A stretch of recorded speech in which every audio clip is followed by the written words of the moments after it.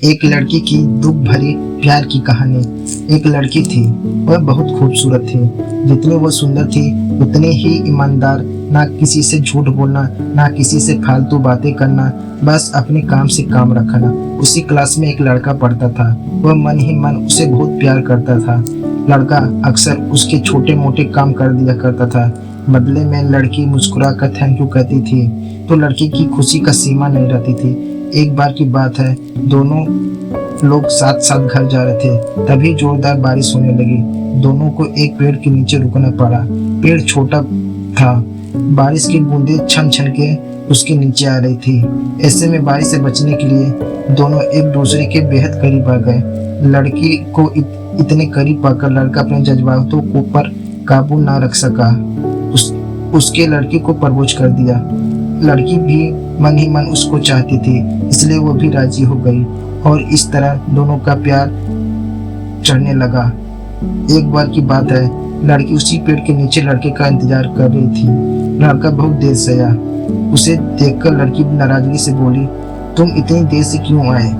मेरा तो जान ही निकल गई थी। यह सुनकर लड़का बोला, जाने मन, मैं तुमसे दूर कहाँ गया था?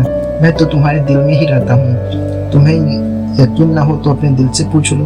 लड़के की इस प्यारी सी बात को सुनकर लड़की अपना सारा गुस्सा भूल गई और दौड़कर लड़के से लिपट गई। एक दिन दोनों लोग उसी पेड़ के नीचे बातें कर रहे थे।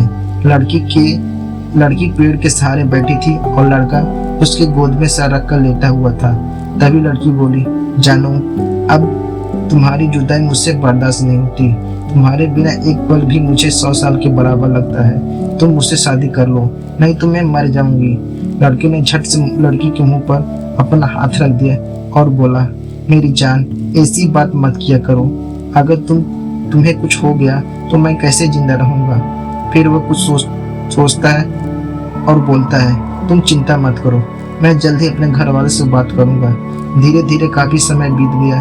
एक दिन की बात है, दोनों लोग उसी पेड़ के नीचे बैठे हुए थे।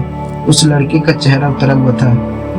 लड़की के पूछने पर वो आंसू होकर बोला, जान, मैंने अपने घर वालों को बहुत समझाया, पर वो हमारी शादी के लिए तैयार नहीं हुए। उन्होंने मेरी शादी कहीं और पक्की कर दी।